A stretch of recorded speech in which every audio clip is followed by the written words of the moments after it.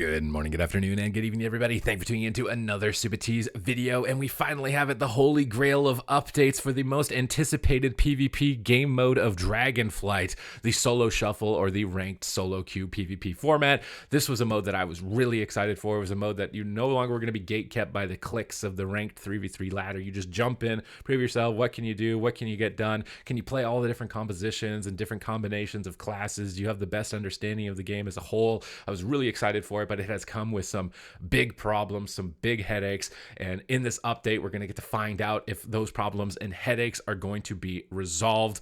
And of course, if you want to stay up to date with changes like this related to the game or class balance tuning, then do make sure to hit the subscribe button so you're ahead of the competition, never missing a beat. But let's get started. Happy New Year, champions. Before the holidays, we posted an update about future improvements that we're working on for Rated Solo Shuffle, and we want to provide additional information on those updates. For additional information about Rated Solo Shuffle, please refer to the FAQ that was previously posted. But coming with a weekly restart, so this coming Tuesday, next week, we will make an update so that leaving a match will impact both matchmaking rating and current rating. We've received a great deal of player feedback indicating that losing only current rating has not been enough of a deterrent to leaving, and leaving is highly disruptive to the solo shuffle experience.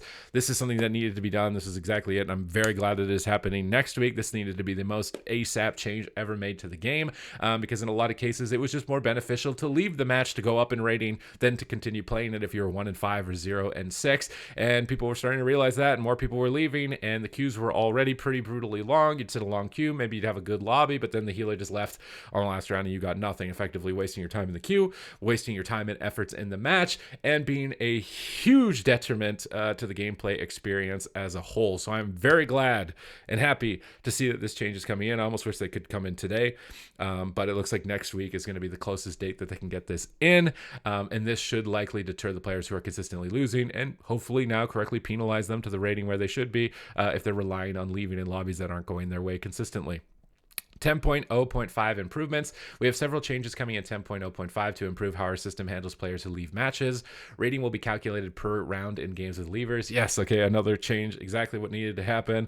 This has been a recurring point of feedback that we agree with. The format of Solo Shuffle is intended to have all 6 rounds completed, as there can be composition or skill imbalances in between individual rounds. Now, when rating is calculated for incomplete matches or matches with levers, gains and losses will be scaled linearly based on the number of rounds completed. So if somebody does decide to take this hit, which would be really illogical, you're still going to get something. You're going to get a little bit of a consolation, still climb some rating, and scaled based on the amount of rounds that had been completed previously to that point. So again, addressing the point of wasted time is exactly what needed to happen. This change doesn't look like it's going to be happening next week. This is 10.0.5, whenever that is, in the upcoming future, unfortunately, but it is good to know that they are aware of it. This is something that is going to be addressed, and it's obviously something that can't just be packaged into a hotfix, obviously, or I would imagine that they would have done it. Matchmaking value for each player in a match will be displayed on the scoreboard. Another thing that needed to happen, a lot of times you probably experienced this. I've experienced it where you go 5-1, 4-2, but you don't get points. You get like 5 points, 0 points. And you're thinking like, how did I just go 5-1 and get 0 points or 2 points for that? And it's because of MMR. So my best example of this would be if you were in ranked 3s and your team is a 2100 rated team and you beat a team that has 1400 rating MMR, you're not going to get any points for that win, right? And this is actually happening in these lobbies. Now, we could debate whether or not that lobby should be constructed where somebody goes 6-0 or 5-1 and gets no points. Usually it's off the back of you losing a previous lobby pretty horrendously. So it's trying to recalculate where you need to be and recalibrate that situation, so it throws you into that lobby. But now you'll be more aware of when you are in that lobby and why you're not getting that many points. We want to provide additional visibility to matchmaking. Matches are based on the matchmaking rating of players, not their current rating. When a player enters a match, we determine the expected performance of players in the match based on a player matchmaking rating, MMR. We take all the rounds into account, considering who was on each side and who won, so it matters which specific rounds the player wins, and not just the total number of rounds won. In calculating impact on MMR, we hope this helps players to better understand understand the matches they're placed in, as well as rating changes of individual players based on the results of the match. So you're going to be able to see that on the scoreboard here on the right, matchmaking rating. So if you win a bunch of rounds here, you can see that this guy was 1797. I don't know how accurate these numbers are going to be, but he was the lowest MMR in this lobby. He beat everyone else that was higher MMR. So he got a lot of points for winning these rounds. And this player was even more lower rating than everybody else in the lobby. Now, I don't know why he got 3 times the amount of points. Okay, so he must have been 1300 rating as opposed to whatever this guy was the difference in calculation. But you can see the players with low MMR beating the high MMR get a lot of points, and then the players who are within the range of the MMR not really getting a lot or very close to 0. So hopefully this will be easier to understand when you're in those situations, because otherwise it was kind of like invisible. You only had this number down here to go off of, and you'd be like, that doesn't really make sense. How did that happen? Why didn't I get a lot of points for winning so many rounds? So hopefully this will clear that up. This was definitely a problem that needed to be addressed. It looks like now there will be a warning prompt, which will display the penalties for leaving if a player attempts to leave a match. If a player attempts to leave a match in progress, they'll be prompted with a warning that indicates the repercussions of leaving, including penalties and forfeiture of rewards.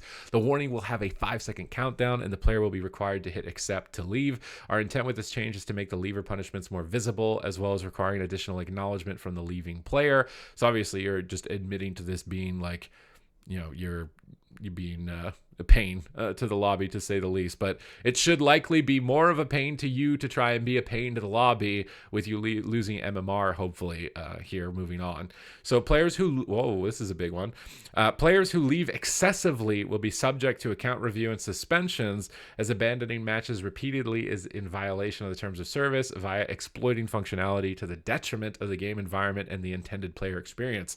Now, is this something that's going to be done retroactively? Is this something they're tracking previously to this point of penalty and diminishing possibility of getting end of season rewards? Like, what exactly does this mean? Because a lot of people have been abusing this, because in a lot of cases, leaving a game is better for you to go up in rating because your MMR is more valuable than your current rating, which you don't lose currently. Now, this penalty, this is an immediate, like, you should reconsider leaving the lobbies even if you're not going to lose MMR, because I don't know when the timestamp is on for this. I don't know if this is now or if you're already donezo. If you've left 100 lobbies in the last week, I don't know if this means you're donezo, if you're not going to get end of season rewards, because if you break the TOS, get suspended, usually means you're not getting end of season rewards either. So take this post very seriously. Do not leave your matches anymore. Do not leave your matches anymore. It's not going to be worth it. It's not going to make you a better player. Just, you got to stick it out. You got to take the L. I had a few lobbies yesterday where, I could have left. It would have been beneficial to me. I got bad matchups in my lobby. Maybe I played like trash in a lobby, but I didn't leave. I stuck it out. Everybody gets their points. You got to stick it out. Do not risk this. It might only be 3 lines or 2.5 lines and really small and not have a bullet point title. This was the biggest one on the entire post, to say the least. So for Beyond 10.0.5, looking to the future, we're actively discussing options we might take to incentivize more healers to queue for solo shuffle to reduce the queue time for the damage roll. This includes ways to make solo shuffle gameplay a more fun, rewarding experience for healers. We do not have anything to share about that right now, but in addition to levers, it's a foremost concern for the team. I think the biggest thing is time. Solo shuffle is a really frustrating bracket because you can't communicate, you haven't built synergy, it's chaotic, and it's really frustrating because of that. It's a lot of inconsistencies. Players won't play as well on your side as the other side. They might have choked or had a bad moment, and obviously that's really frustrating. I know that I've had self-induced rage as a result of that. I'm trying my best now to be a little bit more empathetic to the fact that it is very chaotic, and now hopefully over time, as players get more experience, I'm doing my best to contribute to that with content here on the channel to keep players educated so we can all level up and start playing more consistently. So hopefully those moments of frustrations and inconsistencies happen less frequently. That will have a better experience, and then healing will be more fun, because I have had a lot of lobbies. Healing is a lot of fun when all the players are playing on point every time. It is a great experience, but obviously when you get those rounds where it feels like, hey, why didn't they use Divine Shield there? Why didn't that guy disperse? He dispersed on the other other team. What's going on here? Is he trolling me? There's a lot of frustration that can inherently be created as a result of that. Again, I don't think whispering people, messaging people is ever going to be a solution for that. Just, yell at your monitor is the best therapy that that I can personally explain to you when these rage moments happened. It's not going to solve anything to whisper them or to be salty about it. If anything, you're just going to be embarrassing yourself more than anybody else when you do that. So definitely just stick to yelling at your monitor, get a stress ball to deal with these situations, and then hopefully everybody's going to be getting better. And obviously these inconsistencies are going to start to happen less and less frequently. And as you focus on yourself and what you can change and improve in your matches, that element that you can control, that variable, you're ultimately going to start climbing, no doubt. So, but regardless, I'm very happy that they are looking at this, looking at improving the UI for those in queue and those that are about to queue. As a team, we're excited about Rated Solo Shuffle. We're looking to iterate and improve on it in future patches. Your feedback is invaluable and greatly appreciated. Again, maybe including some UI updates to make more important debuffs bigger and easier to understand on frames. Making cooldowns more visible to allies to be able to track and monitor and keep an eye on, because I know a lot of players have been talking in my videos that you guys are confused a lot by all these like boxes and all these icons and what do they do, and a lot of them I don't even pay attention to. Like 90% of them I'm not paying attention to. It's like 5% of these boxes that are going to have like an impact that you need some sort of interaction with to know what, or to stop the game from ending not in your favor, or to end the game in your favor. So having some clarity and some highlighting on those portions of the UI could definitely help alleviate, again, the inconsistencies of these rounds and matches.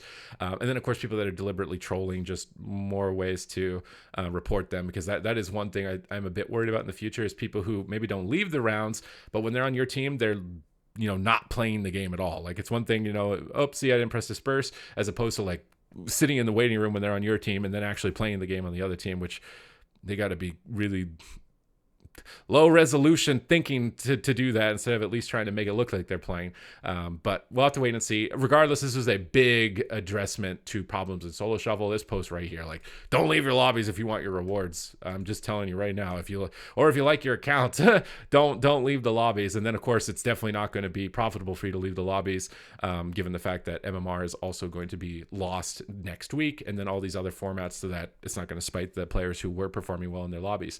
Other than that, thank you very much for watching the video. I hope that you've enjoyed this update. Leave your thoughts in the comments down below, and I will catch you in the next one.